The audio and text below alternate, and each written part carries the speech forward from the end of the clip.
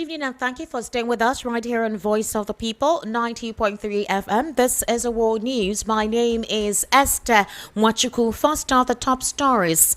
Kenyan protesters defy crackdown as police marches including clash. Former Russian Transport Minister Roman Starovich kills himself hours after Putin sacked him. Also, while here in Nigeria, NAF airstrikes kill terrorists, destroy Boko Haram strongholds in Borno State. President Tinubu vows to tame inflation, strengthen transparency. Bandit leader Bello Turuji surrender says enough of the killings. On the political scene, ADC split as Peter Obi under pressure to run as Atiku's VP. PDP Board of Trustees member Adamu Waziri Dom's party joins ADC. APC spokesman declares Nigeria has risen under President Tinubu. Details now. Thank you for staying with us. We'll start from stories outside the shores of Nigeria, where police blocked roads in a show of force to deter anti-government marches from the deserted streets of Kenya's usually bustling capital today, with small groups of protesters clashing with officers on Nairobi's outskirts. Many people appear to be staying home rather than attend the annual so-called Saba Saba Day, meaning 7/7 marches to commemorate July 7, 1990, when Kenyans rose up to demand a return to multi-party democracy after years of autocratic rule by then-President Daniel Arap Moi. From around midday, there were running battles with groups of anti-riot police who fired tear gas at small gatherings, with some of the crowd throwing rocks at officers and engaging in destructive looting. Young Kenyans, frustrated over economic stagnation, corruption, police brutality, are once again engaging in protests that last month degenerated into looting and violence, leaving dozens dead and thousands of businesses destroyed. Protesters accuse the authorities of paying armed vandals to discredit their movement, while the government has compared the demonstrations to an attempted coup.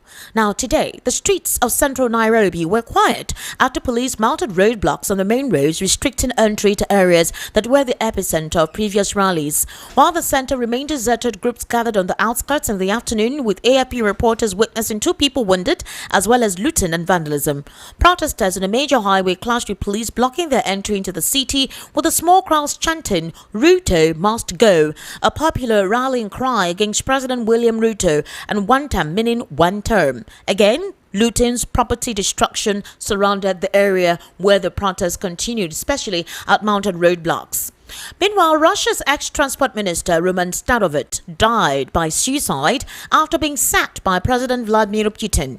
Starovich shot himself in a Moscow suburb after dismissal was announced. Now, the Russian news agencies disclosed that as per the authorities, his body was found in his car. Now, earlier in the day, President Putin had signed a decree sacking Starovich, who was appointed to the post in May 2024. He later signed another decree appointing his deputy, Andrei Nikitin, as the country's acting transport minister. Well, the investigative committee spokesperson, Svetlana Petrenko, said that an investigation is underway to establish the circumstances behind the death of the former minister. Starovich has served as a governor of Russia's Kursk Oblast before being appointed as transport minister. Well, as it stands at the moment, former Kursk Oblast official Alexei Smenov, who had previously served as Starovoit's deputy, had provided testimony which implicated Starovoit. Smenov himself was arrested earlier on suspicion of embezzling 1 billion rupees of over $12 million during the construction of defensive structures in the border region. Officials are investigating the large-scale theft of state funds in Kursk Oblast, with several of Starovoit's former deputies remaining under suspicion, including Smenov, who briefly served as acting governor. Well, reports are ongoing as to what the latest development is concerning the suicide. Back home in Nigeria, the Nigerian Air Force on Saturday, July 6, 2025, launched coordinated precision airstrikes targeting key Boko Haram enclaves in the Mandara Mountains of Borno State. The operation, executed under Operation Hardin Kai, focused on Wajodi and Logrepere, 2 long-established strongholds of the Jama'atu Ali Sunnah Lidawati Wijahad faction of Boko Haram. The area, known for its difficult terrain along the Nigeria-Cameroon border, had recently seen a surge in terrorist activity, including reports reports of a logistic build-up and the presence of senior JAS commanders. A statement today by the Director of Public Relations and Information at NAF headquarters, Air Commodore Ehimen Ejodami, said the airstrikes were carried out after intelligence, surveillance and reconnaissance missions confirmed the presence of terrorist infrastructure. The airstrikes followed confirmatory intelligence, surveillance and reconnaissance missions revealing clusters of structures fitted with solar panels, black flags and fortified compounds, clear signs of insurgent resurgence and preparations for coordinated attacks. The NAF strike aircraft executed a series of well-coordinated air interdictions targeting and destroying high-value terrorist infrastructure, warehouses, logistics, command centers and defensive shelters. Well, the Nigerian Air Force disclosed that it remains resolute to sustain the ongoing onslaught against terrorists and restore lasting peace to all troubled regions across the country. Now, in this very recent development, the president has disclosed that his administration is fully committed to reducing inflation and promoting economic stability through fiscal discipline, transparency, and citizen participation. The president made this known today while declaring open the National Conference on Fiscal Governance, Transparency and Accountability in Abuja. The three-day event was organized by the National Assembly's Public Accounts Committee, represented by the Minister of State for Defense or Finance, Dr. Doris Uzoka Anite. The president said efforts are underway to strengthen financial systems across government agencies. According to the president, they include supporting the Office of the Auditor General, improving procurement transparency, and expanding digital finance tools. He also stressed the importance of cutting wasteful spending. While the president called on civil society, the media, everyday Nigerians to hold the government accountable and play an active role in governance. In his remarks, the British High Commissioner to Nigeria, Richard Montgomery, represented by William Robinson, praised Nigeria's economic reforms, such as the fuel subsidy removal and tax reforms. He said the UK remains committed to helping Nigeria strengthen financial systems, but noted that real progress depends on transparency, accountability, and citizen engagement. Well, in a very recent development too, with this encounter, notorious bandit leader Bello Turji has called for peace as he expressed his willingness to surrender alongside his foot soldiers. In a particular video which went viral online, Bello Turji said enough of the killings of the innocent masses, which he claimed were carried out by government agents in the name of bandit attacks. He noted that his surrender does not mean he and his members are being overpowered, but rather a call for peaceful cohabitation with farmers and residents in the region. The terrorist kingpin says we urge the government to compensate those affected and embrace peace with herders and farmers. We call on all our fighters across the bushes to sheath their swords and embrace peace. However, the video which went viral, spoken in Hausa, was transcribed. While the renowned counterinsurgency expert and Lake Charles security analyst Zagazola Makama has dismissed the reported surrender and peace gesture of the notorious bandits terrorist Bello Turji, describing it as a tactical move born out of desperation rather than genuine remorse. Makama stated that this in response to the viral video which emerged over the weekend in which Turji declared his readiness to lay down arms and embrace peace. Makama argued that Turji's sudden U-turn was the outcome of his diminished operational strength, particularly following the death of his right-hand man and key battlefield commander Dambokolo.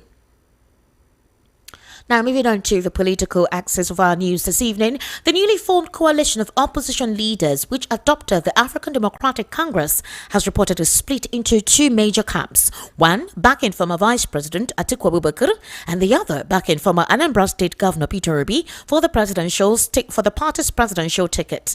Now, according to news that has gone viral, there are smaller groups and smaller camps pushing for former Rivers State Governor Chibuike Amechi to emerge as the ADC Flagbearer in 2027. Those in Atiku's camp believe the former vice president has the financial capacity to win any type of primary election that would be conducted, whether direct or indirect. They also believe resources could be mobilized from across all 6 geopolitical zones effectively.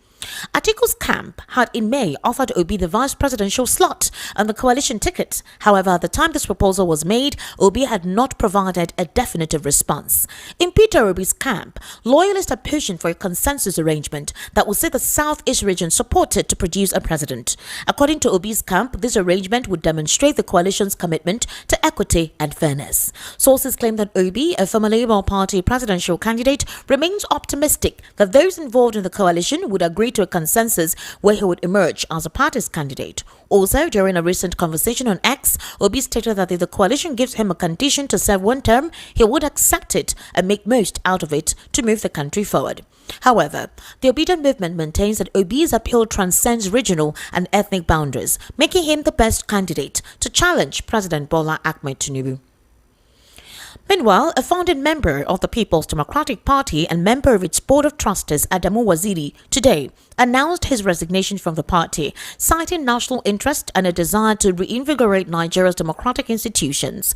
Waziri, who made the announcement at the Dogo Tebo Ward Center in Potiskum local government area of Yobe State, formally defected to the African Democratic Congress. Speaking to party members and supporters at the Ward Center, Waziri said his decision to quit PDP was not taken lightly, but was necessary due to what he called the exigencies of the moment and the need to reposition the country on the path of true democratic governance. He explained that the PDP constitution mandates formal withdrawal at the world level, hence his visit to the Dogo Tebo Center.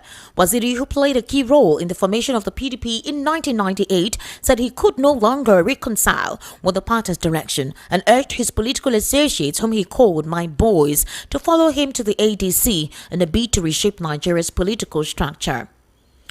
Meanwhile, Barrister Felix Smoker, National Publicity Secretary of the All Progressives Congress, has declared that Nigeria has arisen under the leadership of President Bola Ahmed Tinubu.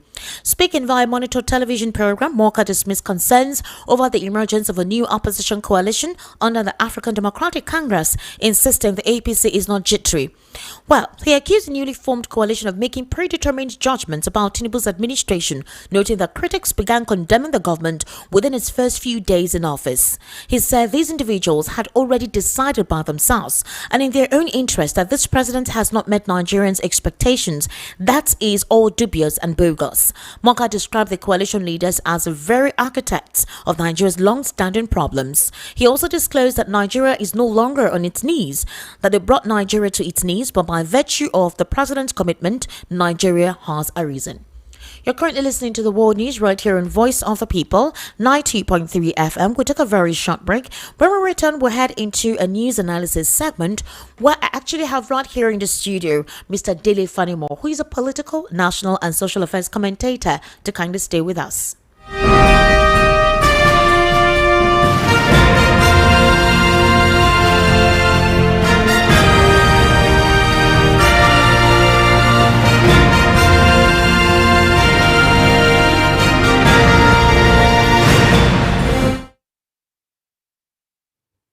Thank you for staying with us. This is still the World News right here on Voice of the People, 90.3 FM. Mr. Dele Fanimo, good evening and thank you for joining us today. How are you? Good evening, Esther. I'm fine. And you? Welcome. It's a new week. Yeah. As usual, the hustle and bustle of Lagos is it's expected. Always there. It's yes. always there. All right. So, Bello Turji, let's start from the angle of security, has supposedly surrendered, saying that enough of the killings to the federal government. Zagazola Makama, a security expert, said that that is not true. It's just because the Nigerian military has been able to diminish its stronghold or its strength, and that's why he's coming up with this antic. But there was something that Bello Turji said. This is how he described what is going on. In the viral video online, according to the terrorist kingpin, he's actually disclosing that they are surrendering, agreed, but that the surrender does not mean he and his members have been overpowered, but they are calling for a peaceful cohabitation. He's also saying that they are not the ones doing the killing. That is the federal government agents that are doing the killing. What does that even mean? That guy is a stupid person. I'm sorry to say this, but I'm compelled to say it. He's a drowning man, and he should not be pitied. They should take him out. In fact, catching him alive is detrimental to the security architecture of this country. No, some people feel if they even catch him, they may kill him because of the secrets he may unveil. No, you see, this guy. There have been talks that he's being protected. I remember one time another person from Cameroon also made the same statement that Bello Turji is being supported by certain persons, some certain elites in government. And now, he's now denying all the killings that he has done by claiming that it's a government that is doing the killings on innocent masses and then blaming it on them. Meanwhile, it's not them, it's the government. So, one of the time that he went on a little hiatus, came back, I think after the Salah holiday, and decided to go Was to it not in communities. Sokoto? And yes, and he just killed at random to celebrate their resurgence and to prove to the Nigerian government that the military is not powerful enough to take them down. So where is this antic or this talk coming from that he is not the one perpetrating mayhem, accusing the Nigerian security agencies of doing that? The first law of survivor is self-preservation. I told you on several occasions here that the day government decides to take out these people, it won't cost them more than 2 weeks. Now, the death knell sounded on them when they went to Benue and killed 200 people. I tell you, if government decides to fight insecurity in this country, it doesn't take time at all. Because I have had interactions with people in the theater of war, people around Zamfara that are military men, and in high command, and we have spoken extensively. And what they tell me is, if they are let loose against these people, they are just ragtag elements who doesn't even know what to do at the right time. But to the extent that there are moles in the security agencies, there are those who are sympathetic to people like Torji. Yes. To what? What is the aim? Of course, inducement. Inducement. Yeah. Inducement to do what? Inducement. You know, they make a lot of money. Do you know how much these coordinated governors in the south, in the northwest, were paying Torji 200 million naira every month just to so Turji will cause the mayhem, distract the government. They're able to siphon more money to themselves. Is that it? To the detriment of the people they are governing. So people's lives are being used by certain persons. I'm sure you saw the videos of Toji and his men during the cashless policy crisis. Heaps of new Naira notes, not even the old one. When Nigerians hadn't even had When access to Nigerians, ordinary Nigerians, honest Nigerians, the good people of Nigerians were suffering. People couldn't buy drugs that are essential to their livelihood. Yet bandits had piles of new Naira notes that couldn't reach the ordinary man on the street. Well, and so, okay. For me, I told you, I think about 3 weeks ago, I don't know if you or Isoma, Chioma, I told whoever it is then that, look, in this kind of insecurity crisis we have, we don't need infantry, we don't need armor. We need area battle.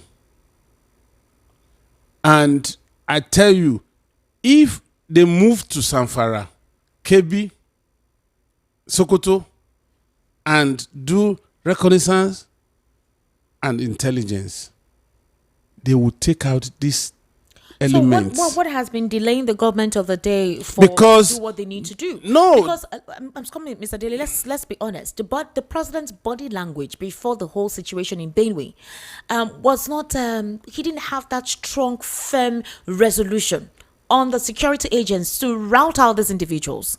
It was until the situation, even after the Plateau one, when he traveled to Rome, and then even the one that happened in Benue, the president went to pay a condolence visit, but he was not that firm until yesterday. Just yesterday morning, thereabout, the president gave a marching order to the military to confront the terrorists and the bandits. This was what Nigerians expected him to do since these guys resurfaced again. They just resurfaced en masse. They were attacking in different regions. So the question was now, why is the president recalcitrant? Why is he laid back in actually asking the Nigerian military to do the needful? So this order that the president gave, why is it coming now? Why didn't it not come since? Because we're seeing this outbreak. Immediately, the president gave the marching order to the security agents, meaning that they shouldn't be defensive, or rather, they should be reactive. Now, let me tell you. Let's trace it back to Obasanjo. Obasanjo said, don't worry, these people, they will whistle out. He left government. Yaradua inherited. But just about the time Yaradua was trying to find Was it this... not Obasanjo that ordered for the arrest of Yusuf when the He only ordered for his arrest, and people in Borno that felt that he was going to spill the bean killed him in police custody. And that was how Shekau emerged. Now, Jonathan came, and this element were those people that were harassing Jonathan.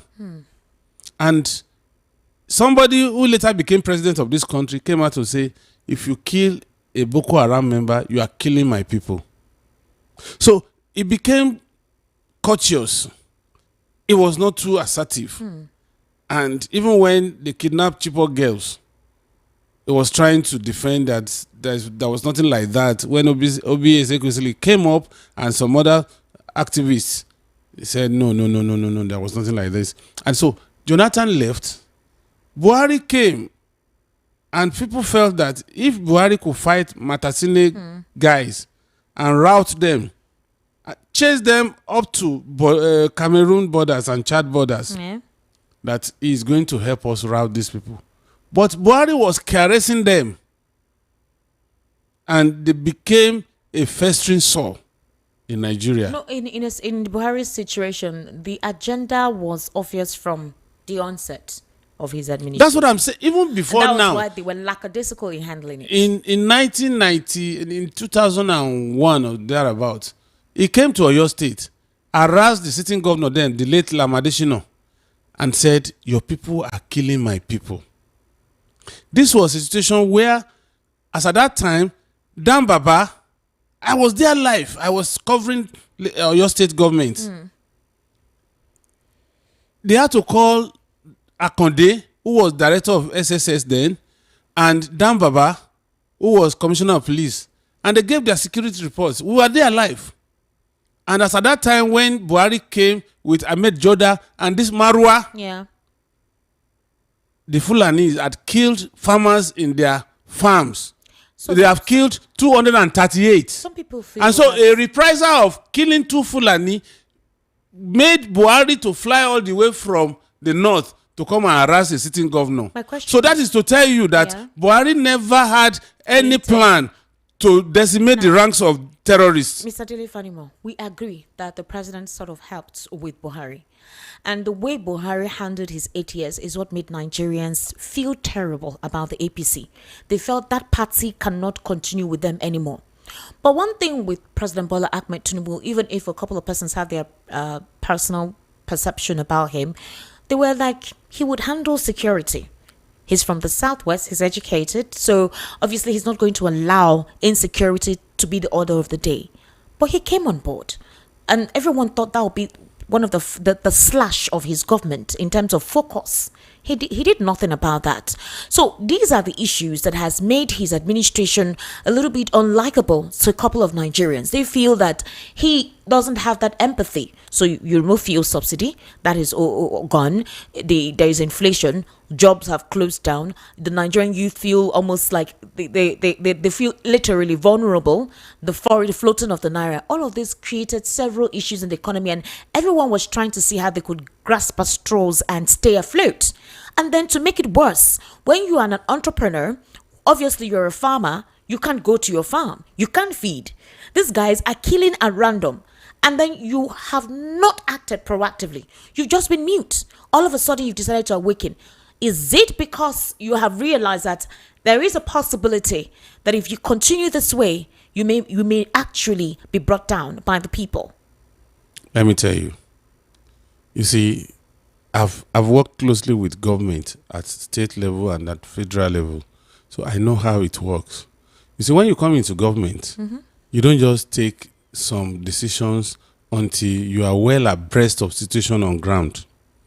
Now, Jonathan made one mistake during his administration. He felt he was going to school Almajiri youths, and that was his greatest undoing. Because if you liberate people's mind, they will not be willing tools in the hands of they are oppressors. And these people, they don't want such. And that was his greatest undoing. And so when Tinubu came, having worked closely with Buhari, he knew that they were pampering these bandits and these terrorists. So the best he could do is to find out why they are pampering them. And when he knew that it is either I swim or sink, and the only way to swim is to ensure that these people are taken out. And he went for their jugular.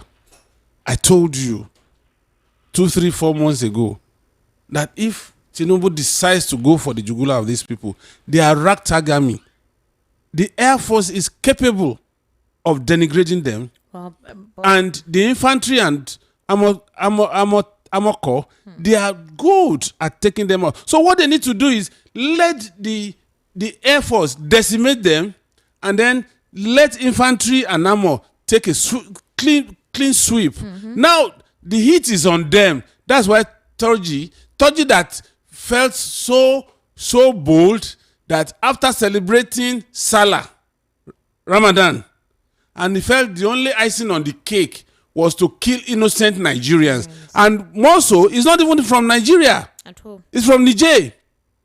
He couldn't do that in his home country. Now he now found a safe haven in Nigeria, and then government now decides to rout him. He knows that his days are numbered. So you think some of the northern political elites have been the ones shielding him all this while? Of course, even some generals were accused of shielding him. He gets notified about the military coming. Don't you know what happened between Nigerian police and the Yamu during Anini saga? Yeah. That is what is playing out there. Interesting. I do hope that the president's zeal and will now is hard on. That's what we are saying. He doesn't need to relent and listen to the politicians. He won't. Because at this point in time, the party is really at a cusp. Nigerians are tired of the APC. They feel all their leaders do not have empathy. They just want to instill hardship on the people, considering what happened during Buhari's time. Now, let's look at the situation with the ADC. There is a split at the moment in terms of decision making. Not unexpected. Well, that's true. You have the Atiku Abubakar camp, you have the Peter Obi camp. There are some persons touting that Peter Obi should run as a vice because you need the Northern Bloc as a vote.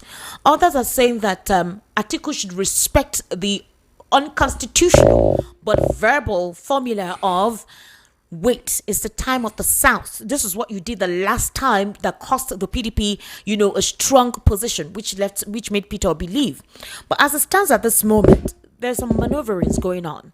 The assessment stems from the covert maneuvering amongst various political figures who are actively working. Some are saying that they want to undermine Atiku's candidacy, particularly as the 2027 elections approach.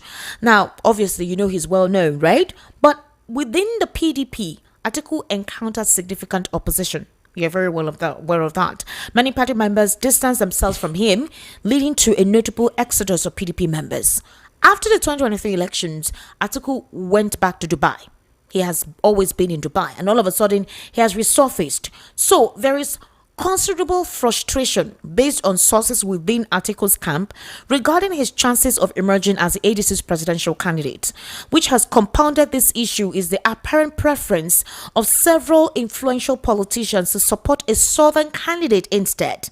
Such dynamics only serve to deepen the challenges Atiku faces. Additionally, the possibility of Peter Obi, the former governor of Anambra State, being selected as the ADC's representative could push Atiku to reconsider his affiliation with the PDP and gravitate towards alternative political options available to him. Do you see that happening? Just because Atiku is not the one being touted. There's been a lot of clash and back and forth by supporters of Atiku and Peter Obi. But some say that Peter Obi is considering being the VP. But yesterday, on national television, we heard Peter Obi say such a conversation had never even come to him. Such an idea or thought has never been brokered to him. So what do you make of this assessment?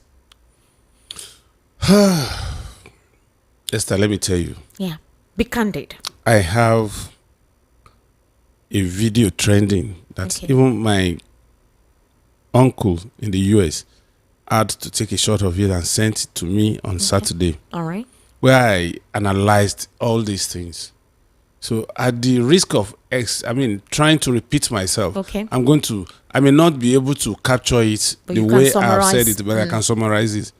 I told Nigerians and Nigerians in diaspora that the coming together of ADC was as a result of three things.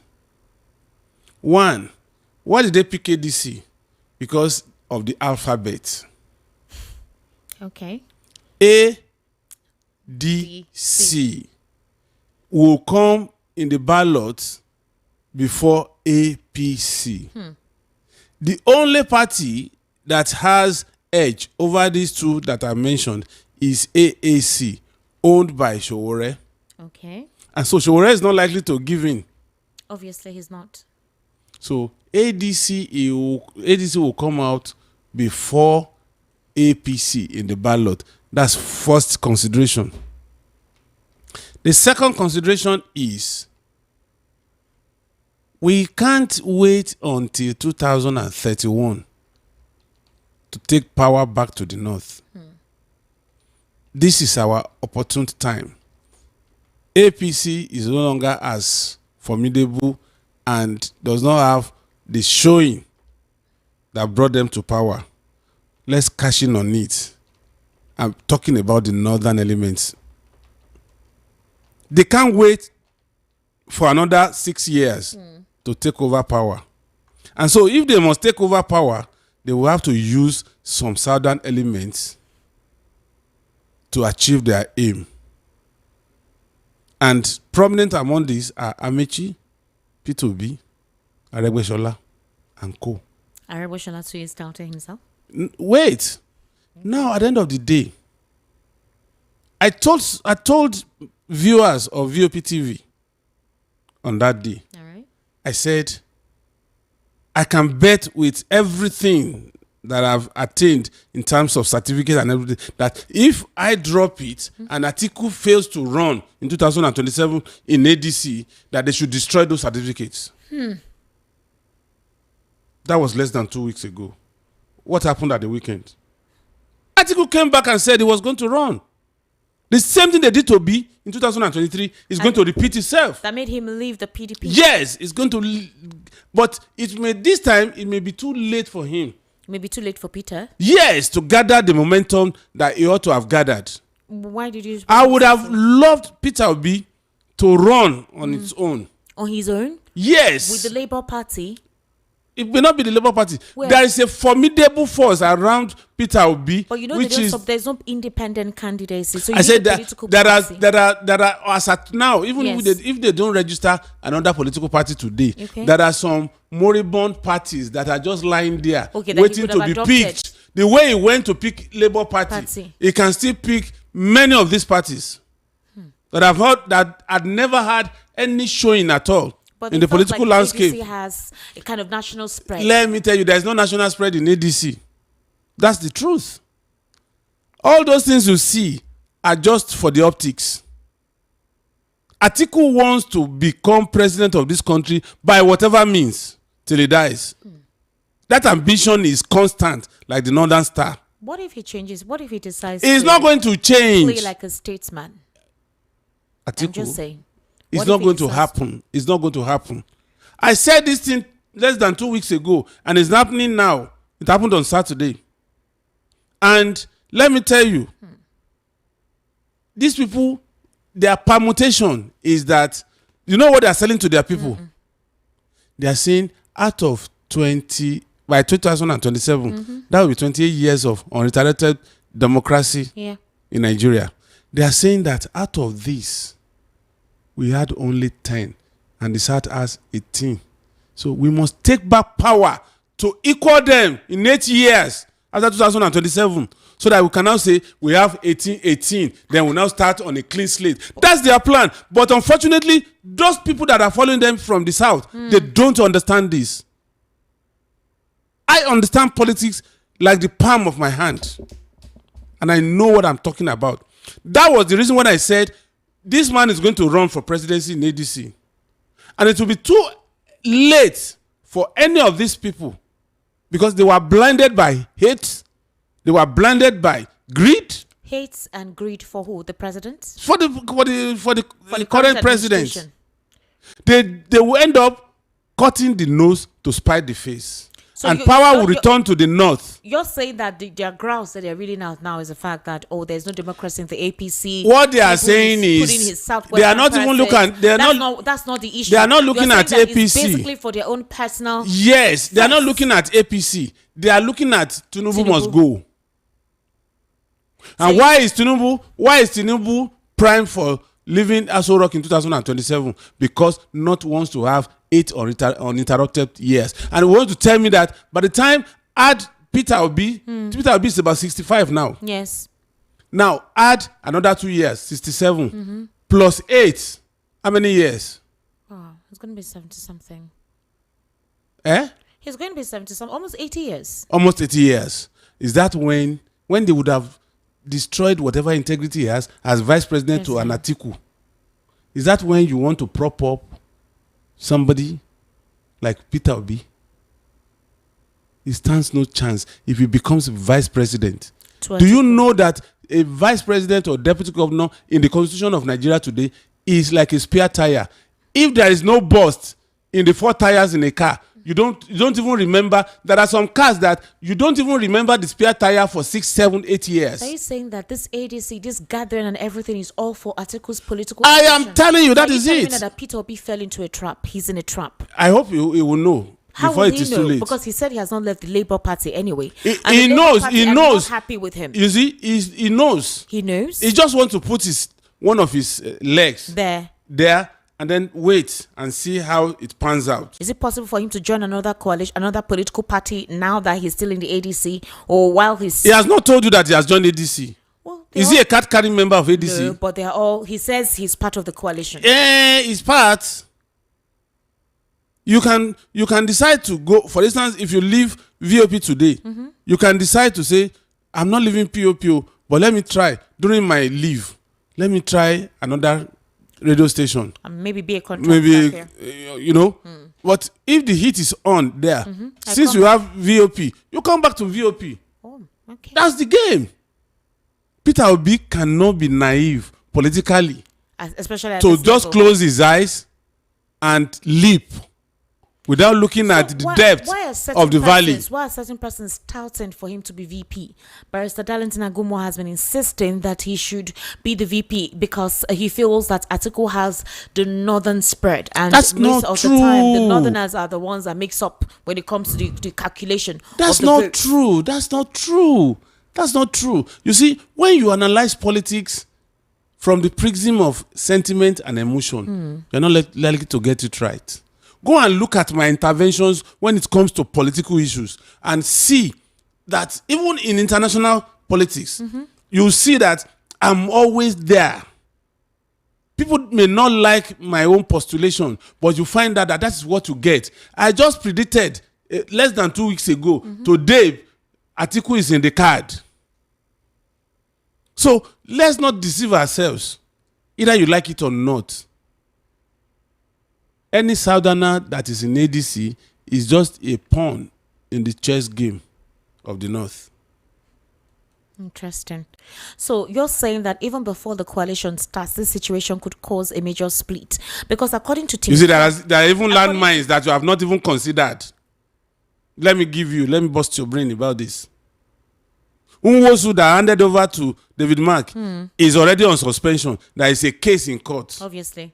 What if the court is manipulated and they say Nwosu is not the candidate, the chairman of the party? Everything that David Mark signs, any candidate that he endorses is null and void. You remember what happened in Zamfara? That after election, they swept up the governor, the senators, the reps, and House of Assembly members. And the people that came second, that they already retired into their various homes, are now the one ruling in Zamfara. Please, let those who are in ADC be cautious and be guided. Now, you're having a BOT member on the PDP leaving officially the PDP to join the ADC. A lot of the northern candidates, even some members, especially in Labour Party from the northern region, they have actually joined the ADC. Some CPC faction of the APC are actually joining. Others intend to join. They just want to see the coalition gain stronghold. Would you say these members joining them, these members joining the coalition, are the very persons who did not want Tinubu to emerge as a president? You see, they will join. The mistake we always have in the South, unfortunately, is the fact that we don't even understand the political game of the North. And that's why they are always ahead of us. But Mr. Dele-Fanimo, let me ask you something. If that is the case, Peter Obi is not the only one who has thrown his hat in the race in, the ADC. Amici has done that. Why has a non-starter? Why has the government agents and spokespersons all been calling Peter Obi's name? Why would they not call his name? No. Somebody who came from nowhere, and grabbed a political party in less than 3 months, and he almost upset the apple cart. Why would he not be a force to reckon with? Every day, Mr. Dele, every day. Why not? Every day. Go on X. In fact, his geographical Let location me ask you, is their target in all your the time. husband's house, which of your husband's side chick that you know will be a threat to you? Is it not the one that your husband loves? My husband doesn't have side. Well. Side chick. No, I'm just giving it as an analogy. If perhaps a woman is in her husband's house, and then you have side chicks that are far flung, and then there's another one that breaks down your neck that even calls the husband late in the night and talk to him, and the husband runs to the toilet to receive the call and all that. Which one is a present threat? Which one is a present danger to that woman in her husband's house? Is it not the one that is harassing the husband and calling at odd hours? So Peter Obi is a side chick that the APC needs to. That is it. Who is Amechi? Amechi cannot deliver 25% of River State today if there's any election. Who is Amechi? Who is Aregbesola? Can he deliver anything in Osun? No. It is only Peter Obi that is strong among all these people. And Peter Obi does not have the war chest to wrestle primaries with Atiku. In terms of money, right? Yes. And influence. Forget about influence. We are talking about money. And let me tell you, people Hausa people will kill behind Atiku because they want power to return to the north. And once power returns to the north, you know how they use power. They would blackmail you, play victim, do a lot of things to retain that power for 8 years. But by that time, Peter Obi would have been spent. He even said it, that by 2031 he'll be done with politics because he would have been old by then. Because whatever vision he has, can he sustain it till the next 10, 15 years? But Mr. Dele-Fanimo, you're saying that these individuals leaving the APC, joining the coalition, is just a personal hatred towards Tinubu, and not for the fact that the APC in the last 10 years has not delivered. Mr. Now, let me tell you something. The APC in the last 10 years look, I'm not saying they shouldn't performed optimally. I'm not saying they shouldn't remove Tinubu or they should remove Tinubu. That's not my grouse.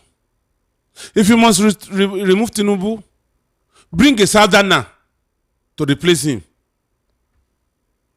I don't have any problem with that. If it's not Peter Obi, if it's Amici, if it's Aregbesola, all of them are from the south. But the way the game is going now, it is the northerners that will benefit. And when the northerners benefit, nobody can stop them from spending another 8 years after 2027. So it will not come back to the south on 2035. All these gladiators would have been spent. What makes you think that the northerners cannot even put his feet down there? Now it's a level playground. If the ADC they will tell you the ADC scatters. The APC has obviously gained ground then. Now, what they will now tell you after their 8 years in the saddle, by 2035, they will now say, now we are ready to do north-south. But it is for everybody now, because now it is 18 over 18. It's balanced. And what makes you think that they will not come out with a strong candidate? after spending 8 years in office, and then they will bring another candidate, justifying that arithmetic, leaving out what they have benefited since 1960 to date. They are not counting on all those. And then you would have to be saddled with another person that will be there till 2045. Maybe some of us would have gone then.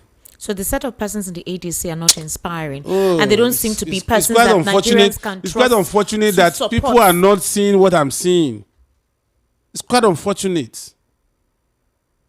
And I wish that these interventions would be documented so that somebody somewhere will refer to it. We're streaming live on YouTube. Mr. Delifanim, I wish you could join us for the evening rush so that we can extend this conversation, because your purview is actually quite a little bit different from a couple of other persons. Some people believe that regardless of the perception or permutation about the individuals in the ADC, anything to just unseat this administration, anything to remove the APC from power. But the thing is, do you think Tinubu inspired? At what cost? And let me just ask, do you think Tinubu inspired from day one? I know Nigerians were tired with the APC under Buhari, but do you think if Tinubu had done a reverse, sort of provided succor, shown empathy, that maybe it wouldn't be a situation of him as a person, Nigerians would oppose anybody wanting him to step aside? It's just 2 years anyways. Tinubu has his own plans.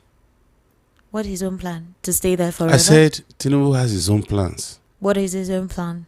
And whatever game he's playing would unfold very soon. You can't give an inkling as to what his game is, as you've been giving us an inkling as to what the game is in the ADC. I don't have his inner mind. You don't have, no, you could, I mean, you understand politics to the very core. What do you think is his plan? What is his how grand much of gesture? politics do I understand? Mr. Daily Fanimo, thank you so much for coming on. It's the always World my News at 6. pleasure. I sincerely do appreciate you.